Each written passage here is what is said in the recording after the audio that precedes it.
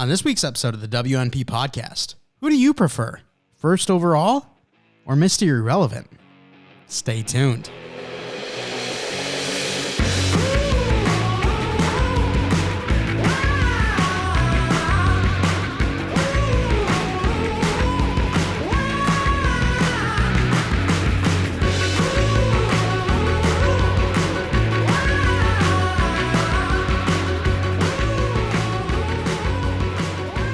Episode 162 of the We're Not Professionals podcast. I'm your host, Mike Mitchelson, and join me today, as always, my co-host, Chase Crawshaw. Chase, how are you? I am doing incredibly swell. Thank you for asking. How are you doing today, Mike? Oh, I'm doing great. And man, this is the first time you've come out and said you're incredibly swell in at least quite some time, if ever. So let me hear.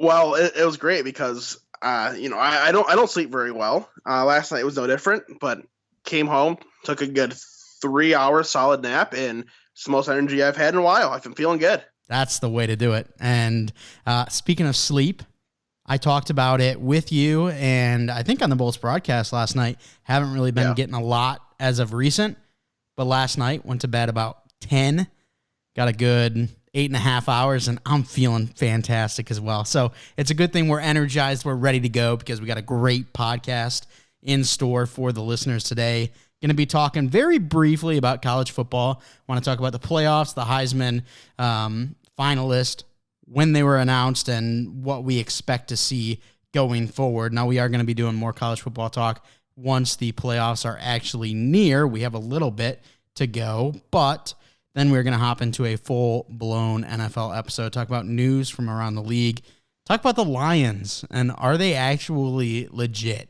I mean, they've been playing well as of recent, so we'll talk about, is this team here to stay? And we'll talk about the Chiefs, because the Chiefs have been the kings of the AFC, really the kings of the league for quite some time. Everyone's been trying to beat the Chiefs. That's what everyone's been building towards. Is that still the case?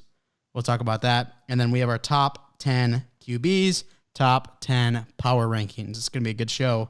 Chase, let's start with the college football playoffs. It gets announced. Number 1 seed Georgia going up against number 4 seed Ohio State. Well, you got number 2 Michigan versus number 3 TCU. Any complaints? No, I mean, when the way this played out, obviously this is what you would expect. If USC could have just freaking beat Utah, what are the odds that two teams college football play each other in the same year, and the one team who, according to the record, is a lesser team can beat the other one both times? That's so frustrating.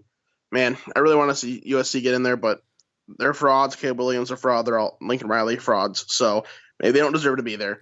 Nonetheless, the top three, I'm kind of surprised, but I'm very happy because they're the top three as they should be. I thought for sure if TCU lost the game, they'd be kicked out and they would just find a way to shove Bama in there, but they did not. They got TCU be in there. I'm very proud of the College Football Playoff Committee. I didn't think that this was going to happen. So the way it's all shaken out, this is 100% how it should be. I thought no matter what happened in the games, that Georgia, Michigan, TCU should have locked in 1, 2, and 3, probably in that order too. Even if Michigan lost and TCU won, like Michigan's just been dominating all year. So I still think the 1, 2, and 3 should have been locked, and then the fourth is obviously a rotational spot. So I really have no complaints, all said and done. I agree. They hit the nail on the head here with this one, but I do have to go back. Chill, James. The USC Trojans, Lincoln Riley, Caleb Williams, they're not all frauds, okay? Let's they clearly are. Let's calm down there. Their defense are frauds, I can tell you that. Well, yeah, I mean, we talked about that before. And hey, what did I say last episode? I said that the last time I recall a team beating another twice in one season was Utah over Baylor. I'm like, who knows? Maybe Utah can do it again. And there it is. Look at me. I'm on profit. Actually, no, I'm not. It's just a lucky guess. But yeah, very.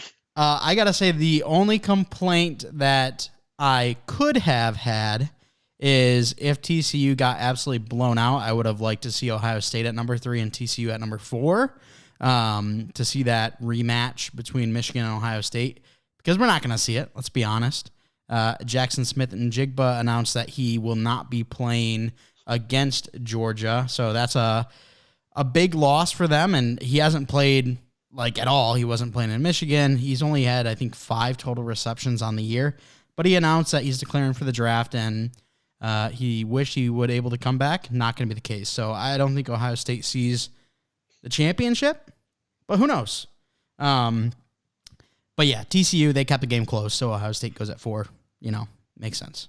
But I mean, let's be honest. I'm going to interject here. Even if JSN was back, how much of a difference is that going to make at this point when Georgia's just kind of been Georgia this year? Like, I don't think it would have mattered. Yeah, I mean, I think if he's fully healthy, I think it would make a difference. Does it change the outcome? I don't know. But having Marvin Harrison and Jackson Smith and Jigba, the presumed Biletnikoff winner and the early favorite for the Biletnikoff, having them on either side of each other would be pretty daunting. That's for sure. I mean, like it'd be exciting, and it obviously helped them not get murdered. But I still think they'd maybe get like an extra touchdown out of it at the end of the day. That might be it. See, my perfect scenario would have been TCU getting blown out, and then it be Ohio State at number 3, Michigan at number 2. Jackson Smith and Jigba does play to see what that game would look like. Obviously, Michigan blew them out the first time, but I talked about it, how there was a lot of Hail Mary big plays that Michigan got, and I don't know if they played again, if Michigan would still be able to rack up 4 miracle touchdowns. Not miracle touchdowns, but you know what I'm saying, big play touchdowns. It would be an interesting matchup, but I don't think we'll ever get it. So probably not. All right, let's not talk about the Heisman as that gets announced. I know you have a little bit more of a gripe with this one than the playoffs, and that's because Caleb Williams, C.J. Stroud, Max Duggan, they're in it, but we also see Stetson Bennett. I mean, at this point, just throw J.D. McCarthy in there instead of Caleb Williams if you're going to make it a college football playoff commercial, because like it's stupid.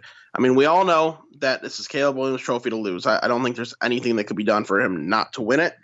But was Max Duggan a top 4 player in the league, in the NCAA this year? No. Was he this Stroud? I find talent-wise, I guess I'm fine making the argument. Was Stetson Bennett? Absolutely the hell not. Like, as you said, I didn't even see this until you told me. He didn't even finish first or second team All-SEC, but he's a Heisman finalist? Are you kidding me? It literally just shows, okay, the quarterbacks from 3 of the playoff teams. Like, I don't understand. The legitimate next player, if you want to choose from, one of the college football playoff teams, would have been Blake Corum, because he was significantly better than Stetson Bennett and then probably anybody in that Georgia offense this year.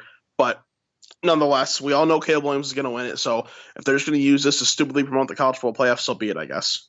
Yeah, the only problem I have is Stetson Bennett being there in the Heisman. I'm okay with Max Duggan being there. The guy played great all year. I think that, regardless of anyone's list, he's still probably in the top 6, top 7 players for the Heisman. But yeah, Stetson Bennett being there is a little bit weird. You talked about Blake Corum, another guy that I could see being in there. Unfortunately, the injury, made it so it was nearly impossible for him to reach this. Yeah. But Hendon Hooker, he was off to a absolutely fantastic start to his season, and he got injured late against South Carolina when they dropped the game. So, but I'd still say he deserves it over Stetson Bennett right now. So. I would 100% agree. But while we're on this topic, it just kind of popped into my head. So I don't know how early the futures bets are going to come out for the Heisman Trophy next year. But what I do know is I am betting on every freaking sophomore quarterback at a Power 5 school that there is, because it's going to be shocking if Caleb Williams doesn't win this. So that's 4 years in a row now, at least 3 years where a sophomore quarterback from a Power 5 school ended up winning the Heisman. Yeah. It's been crazy. Yeah, it's so strange how that keeps happening. But Caleb Williams 100% deserves it. He was, in my opinion, the best player in college football this year. So he's got that coming for him. We got that money coming for us. Life's good. So what I'm hearing is you're betting on Katon Hauser to win the Heisman next year for Michigan State. Yeah, I don't know about that. Power 5 sophomore quarterback. Did he get redshirted? Yeah, I think so. Then he's a redshirt freshman. Kick rocks. Actually, let me check then. How about that? Okay. Well, if he's a true sophomore, then maybe I'll dabble. Just maybe I'll dabble. All right. Give me a sec. It's loading. We're gonna check on Katon Hauser real quick. I don't know how much time I can give you. This is painful. No. Didn't get redshirted. Doesn't look like. Oh, ho, ho, ho, ho, ho. Okay. This $1 bet at plus 100 million odds. All right, sounds good. Yeah, no, he didn't get redshirted. There we go. It's going to be, you might as well. I mean, that's going to be huge money if that happened to be the case. Yeah, if it's even like offered to me, I'll throw like literally $1 on it just to be like, oh, look who was so smart, me. Sure, yeah. Yeah, exactly. All right, well, let's now talk about some NFL news. Our first topic, the Tennessee GM, I think his name's John Robinson, is that right? He gets fired from the job. Yeah, and a little surprising. I didn't really see this one coming. They've been a solid team. They're not like a dominant team by any means. You know, they've had a little bit of past success. They won the division a year or two ago, whatever it was. But I'm really kind of surprised at this one. I think they made the playoffs every year with him in the position. I'm pretty sure they're the hired Mike Vrabel too. So all these things combined, it's a little strange. Sure, you know, you had a couple picks that didn't work out, but at the same time, your draft picks don't work out. You still find ways to, you and your coach, put a competitive team on the field that still warrants keeping a job. Yeah, it was a little bit interesting. My only guess would be there's a power struggle between him and Mike Vrabel, and Titans ownership went with Vrabel. And I personally think that's the obvious choice as well. Vrabel has been a fantastic coach for quite some time, and he really feels like one of those guys that can hop into a Bill Belichick type role where he does the roster moves as well as the coaching on field. So we know there is a bit of a dispute with those two when A.J. Brown got traded this offseason. Treylon Burks in his limited time, and he's been injured a lot this year, but in his limited time has looked solid. Now, he's not looking like A.J. Brown is this year, but yeah, I agree. There's not really any big moves here that warranted a GM firing. It has to come down to the power struggle. That, or there's something just completely higher than all this that we just know nothing about. Yeah, that could be it too. Who knows? All right, let's now talk about two quarterbacks. We got Baker Mayfield, former first overall pick. He gets claimed off of waivers by the LA Rams. This Rams team really not looking great, and they pick up Baker Mayfield, who was just waived by a team that might be as bad, maybe worse, and they don't even have their quarterback situation figured out. So it doesn't look great on paper to me.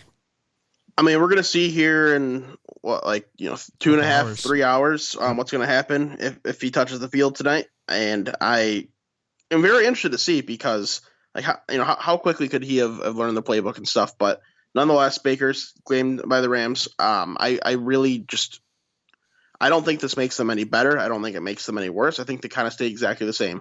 And as a Lions fan, you kind of hope that's the case. You want this to kind of be a lost season for the Rams. Maybe they can pick it up next year, get the highest draft pick possible. But I really can't imagine this being any sort of like chain mover. And how the wind changes or how the wind blows, whatever I'm trying to say here, because how the mighty have fallen. Baker Mayfield's seen as a solid NFL starter just 2 seasons ago, and now he gets dethroned in Carolina by Sam Darnold, who after last season everyone said, like, all right, this is it for Sam Darnold. We thought maybe he could have a resurgence on a new team, and he had a great start. First 3 games he looked fantastic, and then he really fell off the face of the universe. Thought Baker Mayfield would come in, take the starting job from him. Wasn't the case because Sam Darnold, currently the starter of the Panthers, Baker Mayfield, waived and on to LA. So I think what I've learned through all of this is maybe, if you're a contending team, go trade for Sam Darnold, start him for the first 3 games of the year because he's electric the first 3 games of the year. Last year it was the same thing. Remember, he had like 5 rushing touchdowns or whatever crazy it was. Like he was just going off. That's really my whole takeaway from this point. Just if you're a contending team, your quarterback is like Kirk Cousins. I mean, like, and you're playing in prime time, go grab Sam Darnold because he'll put on a show for you. But yeah, I kind of, want to just kind of back everything you said. It's really all what else I would have added. I've got an idea here. Okay. As your team makes the playoffs, just juice your quarterback up with PEDs. Go win the Super Bowl. He'll get suspended for the first 4 games. Bring in Sam Darnold. He plays the first 3. You'll be fine. I'm not going to lie. I don't think that quarterback's going to be very happy with that salary forfeiture. Well, he just won a Super Bowl. Yeah, but then he also just lost like $10 million, depending on who the quarterback is. Oh, darn. $10 million. I'll just have to pocket the rest of my $40 million. I would still prefer the $10 million. I'm not going to lie. Over a Super Bowl? No, how about the Super Bowl? Well, you probably won't get it because Kirk Cousins without PED is not very good in the Super Bowl. Oh, you would? Yeah, because I'm an elite quarterback, so I would get it. You don't need. I don't well, need. You're taking PEDs right now, Chase. Yeah, well, that's beside the point. That was supposed to be on record. Oh, okay, my bad. All right, let's talk about Brock Purdy, Mr. Irrelevant, as he takes over for Jimmy Garoppolo there in San Francisco. San Francisco, a team that really, they don't need that quarterback superstar. This team is so well-rounded outside of the quarterback position that I think Brock Purdy coming in, it's really not going to drop their stock much, if any at all. I agree 100%. Mr. Irrelevant becomes relevant. He kind of has to fill in for this role that his 2 quarterbacks in front of him, they got hurt and now they're down. And he honestly looked pretty good in that game. Mm-hmm. If you see, I don't know if you've seen all the quotes coming out of the locker room, but everyone's saying, he's got a big set of balls. That's for sure. He's got some cojones. Takes a lot of balls as a rookie to not even look to what's his nuts, Kyle Shanahan, and just call time on your own. When people are talking and doing the huddle or when coach is talking, he just screams, "Shut your ass up!" Like he's honest. Like he's already leading like a veteran quarterback. It sounds like maybe you get to move on from both Jimmy G and Trey Lance here. Maybe Brock Purdy is the answer. I think honestly, I was a little worried at first when I saw Jimmy G get hurt. I was like, I don't know how I feel about my Niners that have to go to the Super Bowl. But I kind of feel the same now. Just seeing him after that game, I want to see one more to reassure myself. But yeah, I don't feel any different now. Yeah, and Brock Purdy was a guy that after his freshman season in Iowa State, we were talking about maybe he could be in that same conversation as Justin Fields and Trevor Lawrence. He had a fantastic freshman season. Things didn't really go as planned as he continued his college career. But right now, through one game, he looks like a solid enough quarterback that can get the ball out of his hands and in the hands of his wide receivers, let them make plays. And he's got Christian McCaffrey back there now, too. That's a little insurance where I think if you don't go out and get Christian McCaffrey, Jimmy Garoppolo goes down, Brock Purdy comes in, maybe that's a different situation. But Christian McCaffrey is so dynamic that I think it helps him a lot. The only question I have right now around Brock Purdy and the 49ers is let's say they go up against, Dallas, and CeeDee Lamb comes out, drops 3 touchdowns on their heads in the first, half. What is he going to do in a shootout? Probably not much, but at the same time with Jimmy G. So I don't know, man. Maybe he can because he's got a very similar nickname to Nick Foles, and I'm sure you know what that is. Just think of a different word that rhymes with it if you haven't seen it. Mm-hmm. But, I mean, as long as he can kind of, do what he showed those flashes back in college at points. So if he can translate it a little more and just do a little more consistently, I think he has the potential to hold up in one of those types of games. I mean, I don't know if you remember us recording that episode in the upstairs room of your dad's place in 90-degree temperature in that room. Me talking about Iowa State, they're the sleeper this year. Brock Purdy's the dog. They're going to go through it, and then they end up having a horrible year. But it just showed that Brock Purdy, he had that talent, he had that faith once again, or at one point, and I have it in him once again.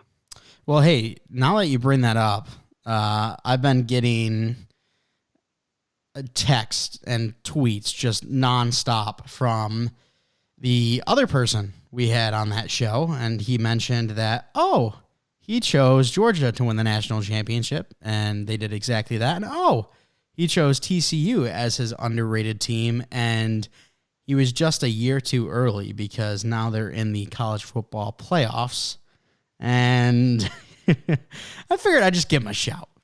That's the Pops. He was on the show, a year and a half ago now. It was before last year's college season. And, he's trying to tell me that he should be the new co-host and get Chase out of there. Hey, old guy, you're too early, you're too late, doesn't matter. That still means you're not on time. Exactly. All right. Well, Chase, I do want to quickly ask you a question before we head into our Lions legit category, and that is we got the number 1 overall pick moving to LA. We got Mr. Irrelevant taking over in San Francisco. If you were a GM right now, who would you prefer? I'm honestly taking the upside of Brock Purdy. I think we've seen everything we're getting out of Baker. All right, I love to see it. Brock Purdy, 1 game. Baker Mayfield, 67. And we're going with Purdy. We're going with the unknown because we know what Baker is. And I've known for a lot longer than other people. I've always said Baker's not fantastic by any means. I remember John, when we were playing Fortnite, John Dowell said that Baker Mayfield would be the best quarterback out of this draft class. Not the case. Yikes. But when Baker was coming out, I'm like, I can understand why a team wants to take him first overall. If you can build around him, like he can be that Jimmy G type where you can win because like he is solid enough when he's, doesn't have to worry about big comebacks, all that type of stuff. But when he does and he has to try to play hero ball, like he just can't do it. And we kind of saw that his rookie year. The team actually played pretty well. And when he came in, he put up some good numbers. And ever since then, it just kind of went downhill because really he doesn't have some just ultra level of talent. So I get at this point, Brock Purdy in college at one point, like my most faith in him was definitely higher than the most faith I had in Baker. So why wouldn't I take that chance on the upside? Yeah, I feel you for sure. All right, let's now move on, talk about the Lions, and if we believe they're actually legitimate. We don't have the Lions enthusiast on the show. I'm sure we know what he would say. But the Lions in their last 5 games have 4 victories. What do you think, Chase? Is this team real? Can they beat the Vikings? They opened up against the Vikings with, they're 1.5 point favorites. Yeah, I think the line moved to 2.5 now. I saw Graham tweet on something today where, I don't know if it was everyone, but someone had the Vikings at 3-point favorites now. So I don't know if the line changed overnight, but interesting. Who knows? Well, first I can tell you from this game, Jalen Reagor promised to win for the Vikings, and I'm gonna be honest. If I want somebody for my team promising victory, it's probably not the guy that's gonna play 7 snaps. So the Vikings should be a little pissed off by that, and because of that, they're gonna be too distracted at being mad at Jalen Reagor, and the Lions are gonna pummel them. But nonetheless, the legit conversation, I don't know, because they look really well, or look really good. I guess that's a better term. They've been playing well, but we saw what they were in those first, 8 games. They had a solid win. They competed really well, a couple tough games, and I still think that they're just those couple pieces away from being able to be like a true playoff type team. They have an easy enough schedule to finish out the year. Really, the Vikings and the Packers are their only tough challenges. I think they should be able to beat the Jets, the Panthers, and the Bears just fine. And the Packers aren't even that strong of a team. It's just going to Lambeau that late in the year is always tough. So there's an outside chance they can squeak in the playoffs here. If they can win out or even potentially just drop 1 game, they could squeak in. And I think it'd be a bit of a fluke because, let's face it, none of us kind of expected this right now. The defense is still a bit weak. A couple spots that are lacking. Guys are really stepping up, playing kind of above their expected play. But I just don't think it's sustainable with the current roster. I think after another draft, maybe another free agency, they could kind of be in that conversation of, all right, now they're a legit playoff team, but they're still just something missing. Yeah, and it's tough because right now they're sitting 2 games back from the current last seed in the NFC because of the tie that the Giants and the Commanders saw, which is tough. So annoying. Gosh, I don't know. It's hard not to want to root for this team because of what they're doing and how they're doing it. I mean, they got some great characters on there like Amon-Ra St. Brown. I'm excited to see what Jameson Williams has in store. We didn't see him at all last week. Cap, he had 1 target. Yeah, and didn't catch it. So yeah, it was kind of a tough. I would have been shocked if he caught that ball. So would like to see what he can do. Jared Goff has been surprisingly really good this year. And that's part of the reason why the Lions have the 6th ranked scoring offense. However, on the other side of the coin, they still have the last place scoring defense. So they're giving up a lot of points. A lot of that is from their play early in the year, having the highest scoring Vikings game, having the shootout with the Seahawks, like those type of things happen, and those kind of skew those numbers a little bit. They've been playing a lot better recently. That Jags game was a really good statement game. That was like, okay, we're not here to just kind of sit back and just take another year and then try to push next year. We're here to make a statement. We're here to at least show that we're going to compete. We're going to do our best to beat the hell out of you. And if you're not ready, we will beat the hell out of you. That's kind of what happened with the Jags. And I think at this point, they're not really going to catch teams off guard anymore. But I think for, that like a stretch of 5 games, at least a couple times they caught teams off guard. I think everyone's kind of aware now and maybe game plan a little different, a little better. But if Goff does continue to play that well, who knows? Like he's looking strong. When does your opinion change to, okay, this Lions team might actually be a playoff team this year, and who knows, they might be able to get their first playoff win in over 2 decades? When they make the playoffs. Okay. If they don't make the playoffs, then they're not a playoff team. I'm going to concede they're really not currently a playoff team until they earn that playoff spot, because they're just such an outside chance of it happening. Like the year started so slow. It's so difficult. So if they go on a roll here, maybe going into that last game at Lambeau Field, I'd be like, all right, this is a playoff worthy team. And if the Giants and Commanders didn't tie, then they'd be a better position, blah, blah, blah. But until we get to at least that point, they have to win out. Maybe I'll say it in week 18, or if they just let out make playoffs, then I'll say it. All right, Chase, I want to ask now this. Do you think the Lions are building to beat the Chiefs?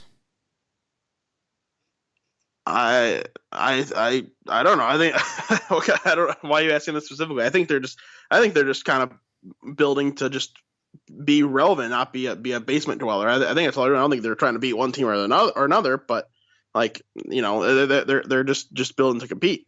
Yeah, and at this point, I don't think they would be building to beat the Chiefs, but there's a lot of talk that teams in the AFC, especially upper echelon teams such as the Dolphins, the Bills, these are teams that are building to beat the Chiefs. They're doing things that they know will be able to give them an edge over Kansas City, and the Kansas City Chiefs have been that top team for quite some time.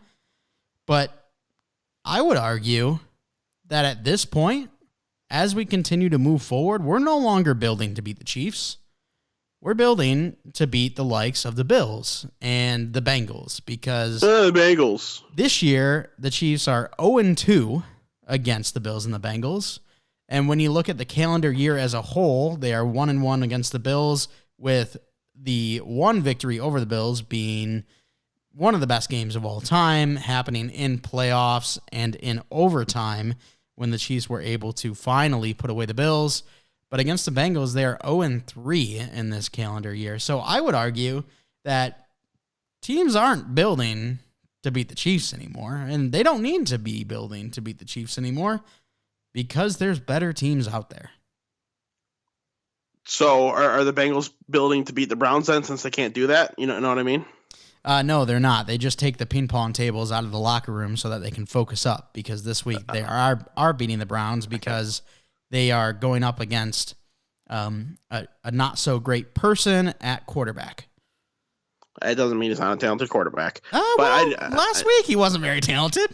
Yeah, it's been a little while since he threw a ball. But I still have faith in the Bengals. I obviously do support the Bengals, and I think they're a very strong team. And I get the argument. The thing is, though, Patrick Mahomes is still the one-on-one quarterback currently playing in the league. Like he's just the top dog. Like he's got this unbelievable talent where he can just take over a game at any point. I mean, we saw him in that Super Bowl loss. If his team was even semi-competent, they were winning that game, because some of the throws that he was making is all that receivers had to do was go and make a play, and they would have caught it. If his offensive line would have been not 5 guys they picked up off the street, then maybe he would have been able to get, deliver ball a little more downfield.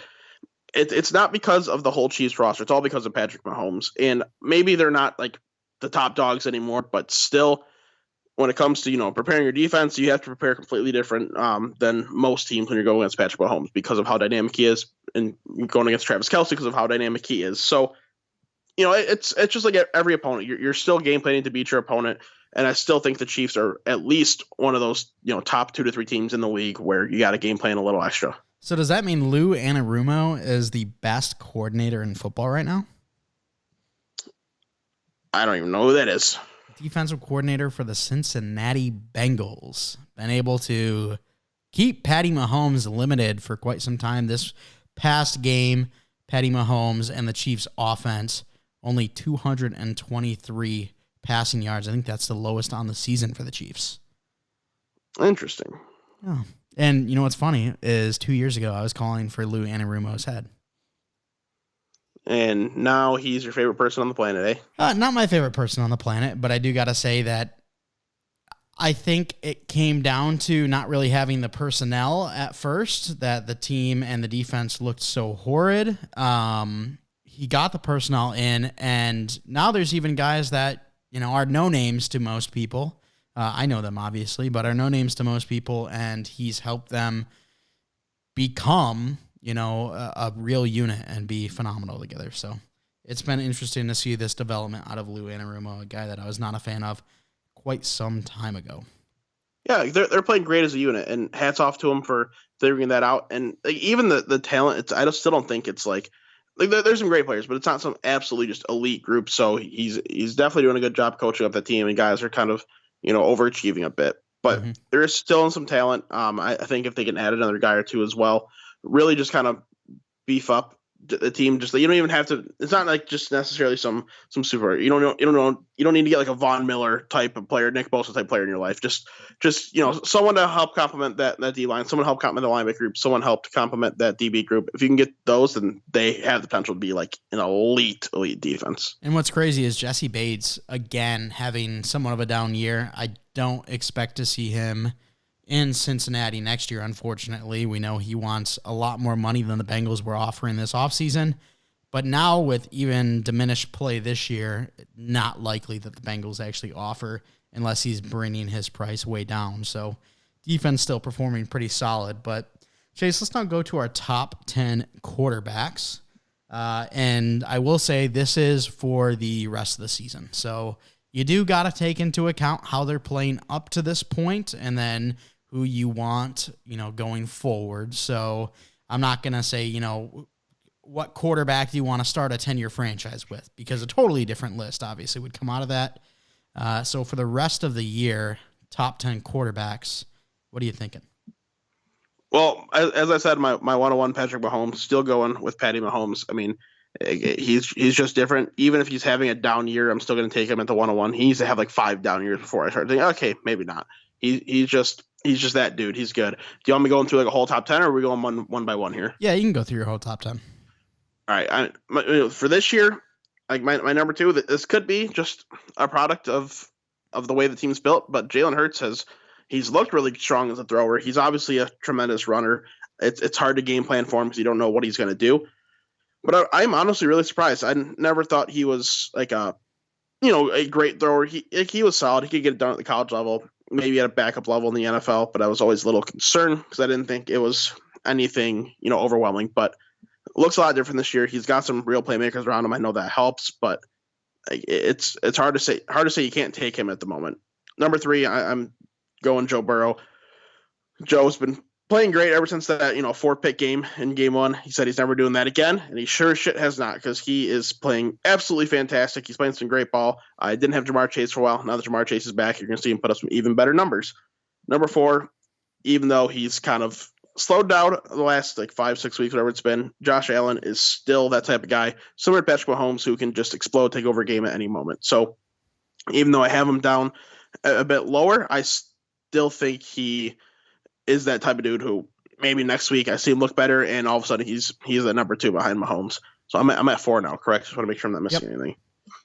So number 5, this is where things get a little different for me. I would love to say Justin Herbert, just because Justin Herbert's that dude. Like he's got a lot of talent, but it's just not going great there in LA. Is that because of Justin Herbert? Is that just the way things are going? It's hard to tell. I don't think he's playing bad ball, but it's been a little less efficient than I want it to be. So I'm probably he's going to be on this list still, but I'll probably go somewhere else for now. And honestly, probably my number 5 at this point, as weird as it's to say, I might take Geno. I mean, I'm not going to take him long term. I'm not going to take him for 5+ years, but he's doing everything you can ask of him. No one expected the Seahawks to be a competing team this year. No one expected the Broncos to be such a flop of a team. So they have Geno Smith playing well. They also get a top pick out of it. What a win of a deal for them. But he really is playing just fantastic ball. I don't know how you can stray away from him. Number 6, look, gosh, I guess I'll go Tua at the number 6 spot. He started off absolutely electric. It slowed down a little bit. Still playing like very strong ball. He's got a lot of talent around him too. I mean, when you look at Jalen Waddle, Tyreek Hill, that helps out a bunch. But he definitely is playing a lot better. Credit goes to him. I was a bit lower on him coming into the draft process. Still thought he could be a solid QB, but right now he's kind of exceeded my expectations. So that's cool to see. Number 7, I'm going Justin Herbert finally now because he still is like playing solid at the end of the day. Just going to be playing a little bit better. His team could be helping him out a bit more, but still got so much talent. I don't see a world where you can have him outside of like the top 8 on this list with the quarterbacks in the league, even if he is, comparatively him and his team having a bit of a down year. I just want to confirm, is that 7, correct? Yep. All right. I would love, I would love to have Lamar Jackson higher as well, but I don't know how he's gonna play. I don't know if he's gonna be out this week, next week. So for now, I'm gonna leave him off the list. So that leaves a couple interesting names, and honestly, number 8, I'm going with Jared Goff. It's crazy to say, but he's playing really well recently. The offense is just rolling, and a lot of it's due to him. He looks very strong. He looks like a guy that, okay, maybe the Lions need to hold on to him. There's a couple stretches where it's like, okay, dude, that's a horrible throw. Like, what read is that? But like the last few weeks, it's just been great read, great throws, just really kind of carrying this team on his shoulders. So that's cool to see. I got to go Kirk Cousins at number 9. As long as we're not playing in prime time, I should say, as long as we got 1 o'clock games the rest of the year, Kirk Cousins is a lock to go here because super talented dude, smart guy. When the pressure's not on him, he can really roll. When the primetime pressure gets on him, he absolutely crumbles. So keep him in the 1 o'clock slot, and Kirk Cousins will roll. And to round out my list, I will put Tom Brady in there, even though he looked horrendous in the last game, leaving a bit of a bad taste in my mouth. Maybe I'm slighting him a little too much because he still is the GOAT. He still is an incredible football player, and they're like 2-1 or something like that in their last 3 games after a bit of a strugglesome start. He had that great comeback at the end of the game, but the rest of the game he did look kind of terrible. So I guess he'll round up my top 10. Pretty similar top 10. We've got 2 differences, and I'll just start at the top. Number 1, I got Patrick Mahomes as well. Number 2, I've got Joe Burrow. Number 3, Josh Allen. Number 4, Jalen Hurts. Number 5, Tua Tagovailoa. Number 6, Geno Smith. Number 7, Tom Brady. Number 8, Justin Herbert. Number 9, Lamar Jackson. And number 10, Dak Prescott. The only difference is Lamar and Dak for Kirk Cousins and Jared Goff. I think as of right now, Kirk Cousins, Jared Goff playing more consistent. And I was thinking more, give me the upside down the stretch of Lamar and Dak. That's really the only differences we have. And I think both are reasonable perspectives.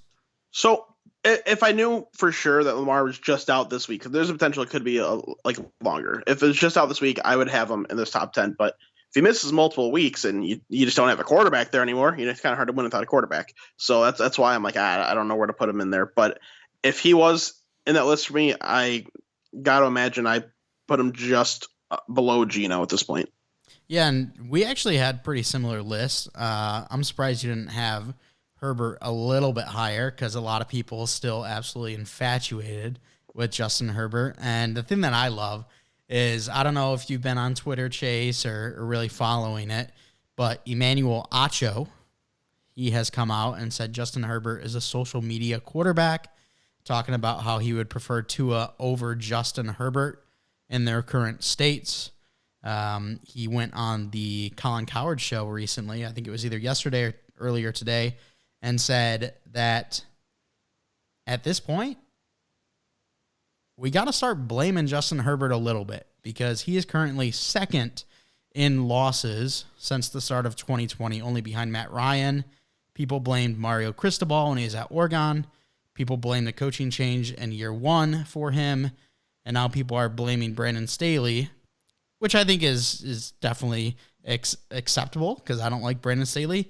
But he said that there needs to be more pointing the finger at Justin Herbert. Yes, he's talented. Yes, he is just a supreme athlete, supreme arm, but he's not getting the wins.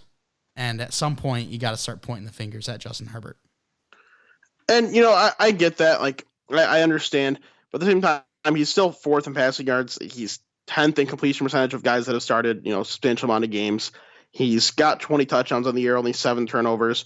His quarterback rating is at 92.3. Like, all this is very solid numbers, and it's really not as much on him that it is his team. I think like he had horrible injuries, with Keenan Allen not playing in the first 11,000 weeks of the year, Michael Williams being out for a while, and Josh Palmer's talented, but when DeAndre Carter's your next dude up, it's kind of hard to win that way. Gerald Everett missing some time, so his offense, really was just lacking, and I don't want to say it's time to start blaming him because I don't think we're at that point. It's more on injuries and me still not liking Brandon Staley as a coach. So I saw a comparison that I thought was pretty cool. It said Justin Herbert, Josh Allen, Patrick Mahomes. These are quarterbacks you watch when you want to see a fantastic quarterback. Joe Burrow is a quarterback you watch if you want to learn how to be a fantastic quarterback because they play. I wonder why you like that. They play so differently.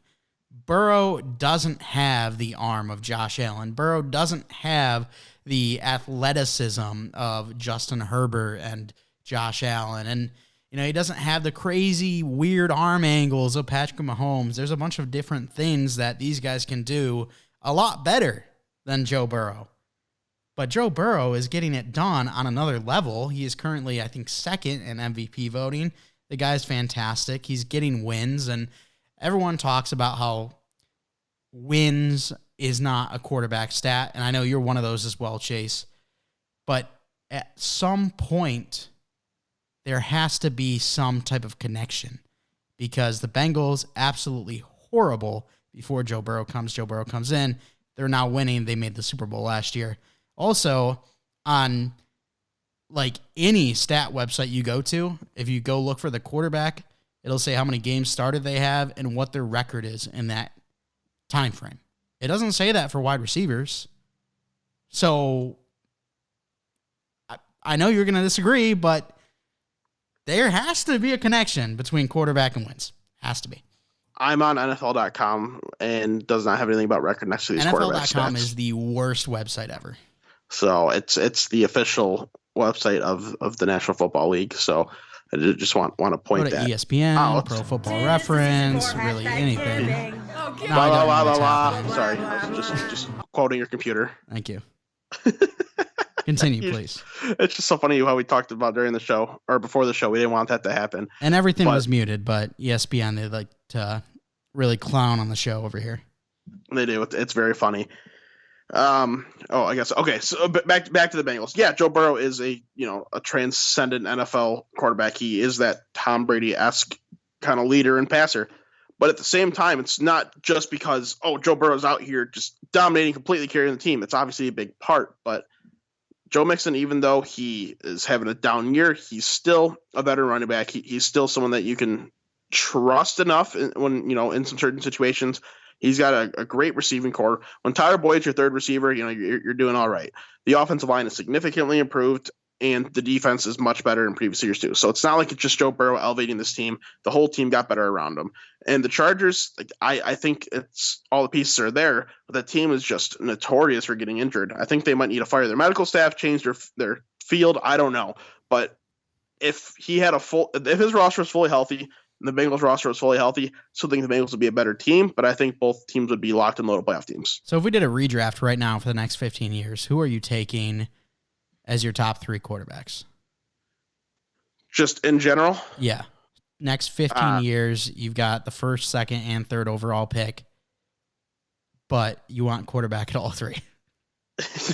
That'd be unique. Could you imagine just how when the Ravens, they had Lamar as a rookie, they would have Joe Flacco out there, randomly use Lamar. If you could just do that with 3 quarterbacks, that'd be great. Yeah. But with these 3 that I'm going to say, especially Patrick Mahomes, Josh Allen, and Joe Burrow, if you could do it with those 3, that'd be fun.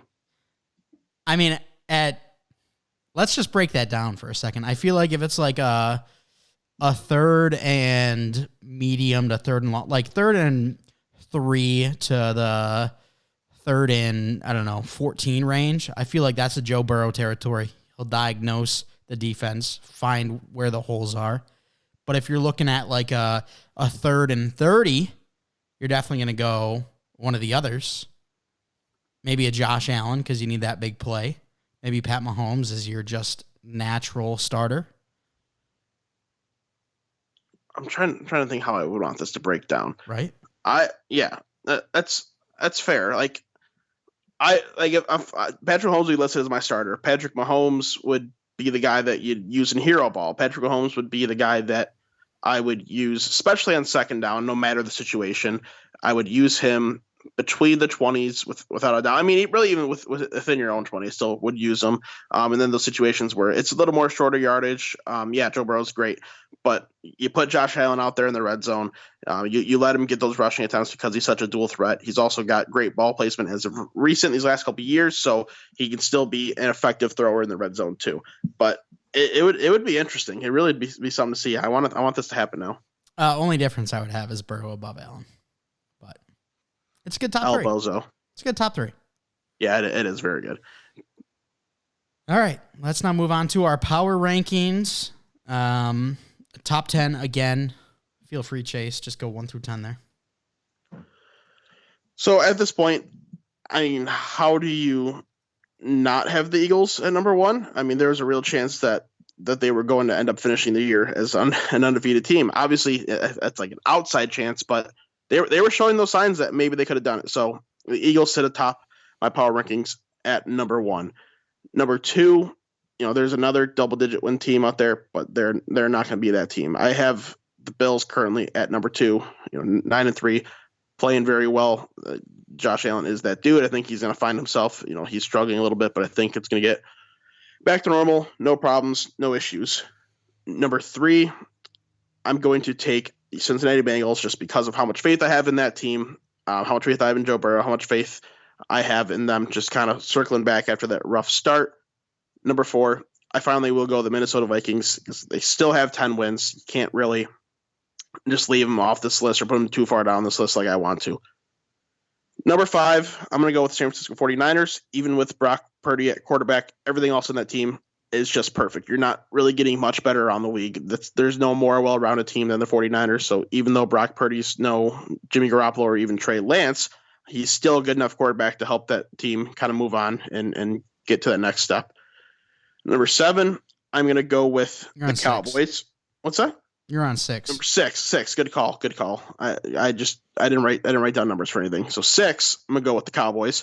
And even though it's not a team I have a lot of faith in and can't really trust when it comes to playoffs, they're kind of like the Toronto Maple Leafs of the NFL. They're a strong regular season team. They do well, but playoff time comes and it just doesn't work out for them. And I think it's the same kind of case. Like they're still a team that you got to worry about in the regular season. Most teams will not want to play against them, but I don't have faith in them to say, they're going to be locked loaded in the playoffs. Number 7, Miami Dolphins. Tua is obviously playing above expectations. We talked about their receiving core is awesome between Tyreek Hill, Jalen Waddle. The team stepped up pretty well as a group. Now that the running back core is a little bit better as well, it really makes them feel like much more of a threat. Number 8, the Baltimore Ravens. I haven't put the Chiefs on this list, did I? No. Yeah, I just realized that. Okay, we're gonna backtrack a little bit here. So the Chiefs are gonna be my number 3 team. So just letting you know that now. So now this puts me at 8, correct? Yep. Okay, so I don't know how I missed that. That's kind of funny. Wait, let's go through them again. So you would have the Eagles 1, the Bills 2, yes. the Chiefs 3, the Bengals 4, the Vikings 5, yes, the 49ers 6, 7 would be the Cowboys. Yeah. Okay. So then 8 would be the Ravens. Yes, perfect. Okay, so 8's the Ravens, and if Lamar's going to be out long term or like multiple weeks, it's kind of concerning. But if he misses 1 week, they'll be fine. They can recover after a potential 1 loss. He's just so dynamic that it's hard to kind of go against him. Now this is where I have a few more questions at this point. Who I want is my number 9, number 10 teams. I I kind of I kind of want to keep drinking the Seahawks Kool-Aid because like they've looked relatively well. I mean, Geno Smith has the best completion percentage in the league. He's been one of the most efficient quarterbacks. There's MVP conversation for him earlier in the year. So the Seahawks are that team at the number 9 spot. I'm really rooting for them to continue rolling the way they are because it's been a ton of fun. It's been super exciting to it's kind of the Lions situation where they are a team that was kind of counted out a little bit, playing above expectations, and the team that they made a trade with to trade their franchise quarterback is struggling, and they get some high draft capital too. So it's potentially 2 franchises that could really work out in their favor. But as of right now, I'll put them in that 9th spot, and then my 10th team, I'm going to end up with the excuse me, I was just choking a little bit there, with the Tennessee Titans. Derrick Henry is enough of a running back to just kind of carry a team to win, especially December. Derrick Henry in the cold weather just dominates. Mike Vrabel's one hell of a coach. I don't have much faith in them being like a Super Bowl type team again, but I think that they're going to safely win the division and make playoffs. Very, very different power rankings here between the two of us. I do got to say, though, real quick, Ian Rappaport said, think we will see a bit of Baker tonight because Baker Mayfield on the field warming up. Wolford is not out there for warm-ups. So, that sucks. Likely we see Baker tonight. But, yes, very different power rankings. I'll just go through mine really quick, and then if you just want to question me or we want to talk about specific teams, we can do that. So, Sure. Number 1, the Cincinnati Bengals. I will say the reason I've got the Bengals at number 1 is because number 1 last week for me and number 2 now is the Kansas City Chiefs. Number 3, the San Francisco 49ers. Number 4, the Buffalo Bills. Number 5, the Philadelphia Eagles. Number 6, Dallas Cowboys. Number 7, Miami Dolphins. Number 8, the Baltimore Ravens. Number 9, the Minnesota Vikings. And number 10, the New York Jets. Stop.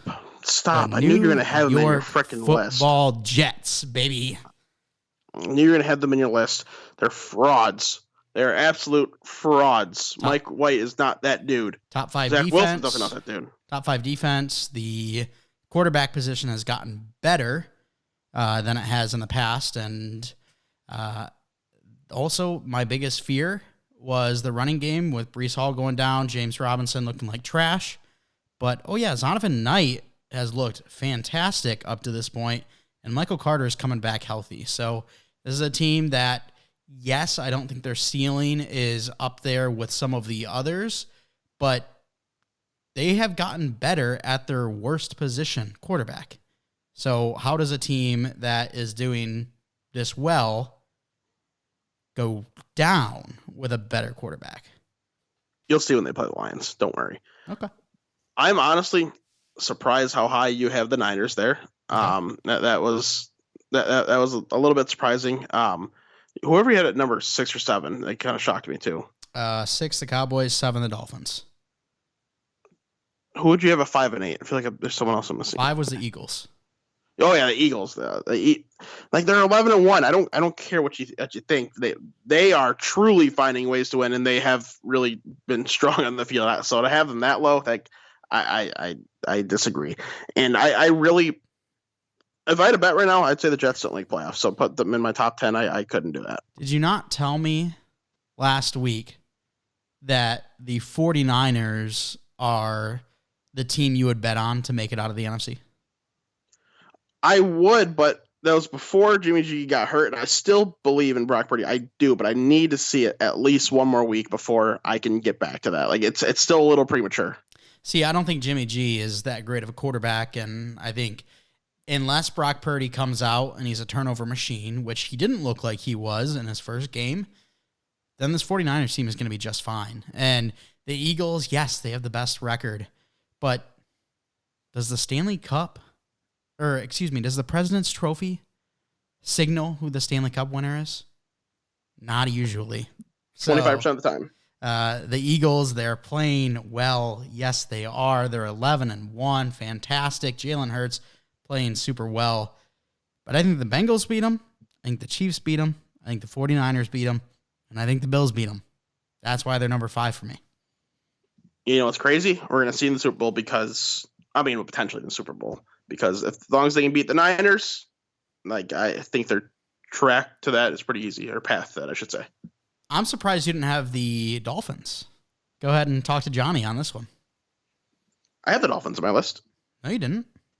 Yeah, I did. I said Miami after the hell did I have? Your list your list was Eagles, Eagles, Bills, Chiefs, Bengals, Minnesota, San Francisco, Dallas, Baltimore, I think you said, and then who was your 9? I know Tennessee was your 10. I had Miami above what's it called? The Cowboys. Maybe we just skipped them on accident. I don't know know if you did. Well, they are above the Cowboys for me, so maybe we skipped that. Maybe you missed it. I don't know. Okay. Interesting. So what does that put the Dolphins at? What number would that be? That was 7, correct? Okay. Because I had them at 7 as well. So very good. I think that the only teams you see come out of the AFC, Bengals, Chiefs, Bills. I think the Dolphins and the Ravens can be put in the same category if Lamar is healthy. 2 teams that For sure. I think will be competitive, but they definitely should not be the favorites coming out of the AFC. And then the NFC, I think you probably have 3 teams as well, but I personally have the 49ers a tier above. So 49ers alone, and then the Eagles and the Cowboys are my next 2 teams there that would be there. Like, as well as the Vikings have done, I still don't fully believe in them. And the only 2 teams the NFC I can believe in right now are the what's it called? The Niners and the Eagles. And I would love for the Niners to. I'd love for Brock Purdy to play well. So if they show out this week, then I'm ready to say it that maybe they'll overtake the Eagles. But for now, I can't not say the Eagles are the better team. Yeah, and I can't bet on the Vikings if they're going to be underdogs to the Detroit Lions. Yeah, it's just not going to happen, you know? Yeah, that reminded me. I wanted to pull it up. So keep talking whenever you're going to talk about, because I want to pull it up in my sports book, see if that's really the case. Because I don't like when I looked recently, it was like yesterday, the day before. I don't think that was the case to say that the Vikings were favorites, like you mentioned earlier. Yeah. Yeah, I don't know. My power rankings, exactly how I said it. I think that even though teams are playing well right now, like the Eagles, 11-1, I just look at my power rankings as who would beat who, not as in who's got the best record. Because if it's just who's got the best record, then it's not even a power rankings; it's just the standings. So, well, that's fine, but mine wasn't just the best record. No, either. no, I know. I'm not saying that. I'm just trying to. I think you are saying that. I think you're saying that you hate me. Perspective to the fans at home that might be shocked by my list as well. And I wouldn't have the Bengals at number 1 if this was last week. They might have been, 4 or 5, but the Chiefs were my number 1, and the Bengals went out and beat them. So I still think the Chiefs would beat the 49ers and the Bills. Maybe the Chiefs should just be 5 or 6 then. That's all I'm saying. But the Lions are still 1.5 point favorites on BetMGM. Yeah. Another reason why I can't be betting on the Vikings. That's just so funny to say. Yeah, absolutely. All right, well, that's going to do it for the show, unless you have any more gripes that you want to bring up. Not really. No, I just trying to think of something. Oh, wait, I do have something. Okay. Not a gripe. Just free money for the listeners. Absolutely take the Texans to cover the now 17.5 point spread. It was just 17. Now they're even giving a half point. Take that. Just lock it in. Just spend money, however much you bet. If you place $20, you'll get almost $20 back. You can spend that $40 just assuming that you already made that money because it's locked and loaded. Locked and loaded, he says. I would, but again, Chase, I don't have any spending money on that app yet. Once the Heisman goes to Caleb Williams, I'll have some more spending money in that app. But I agree, it feels like a lock. But the Cowboys have been really good on offense, so. But how many teams can win by like 30 like they did that go back and do it again the next week? It's so hard to do that in the NFL, no matter how bad a team is or how good a team is. It's just so hard to do. That's such a large spread. It's one of the largest I've ever seen in the NFL. I'm going to take that every time. And to be fair, this might be taking a shot, but the current day Colts might be worse than the Texans. So I don't want to have that conversation and that's who the Cowboys hung the freaking 54 points on, 33 in the fourth quarter.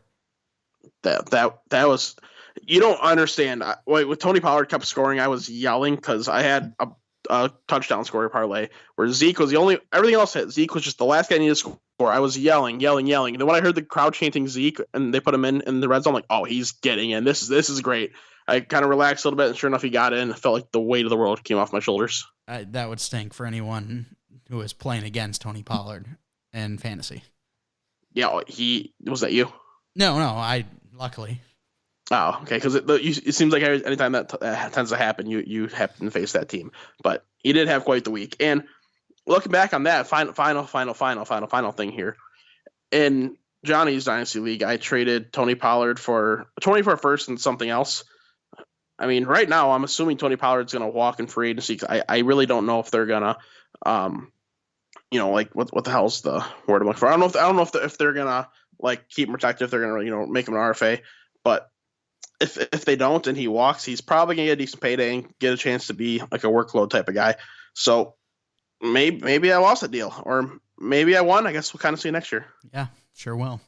All right, well, that's going to do it for the show. Thank you so much for coming out and giving it a listen. If you want to stay up to date with all that we do, you can follow us on Twitter at WNP Sports Pod. That's, again, on Twitter at WNP Sports Pod. If you're listening on YouTube or watching on YouTube, if you could please give us a like, comment, subscribe.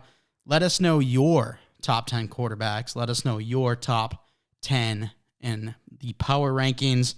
I'd love to hear down below.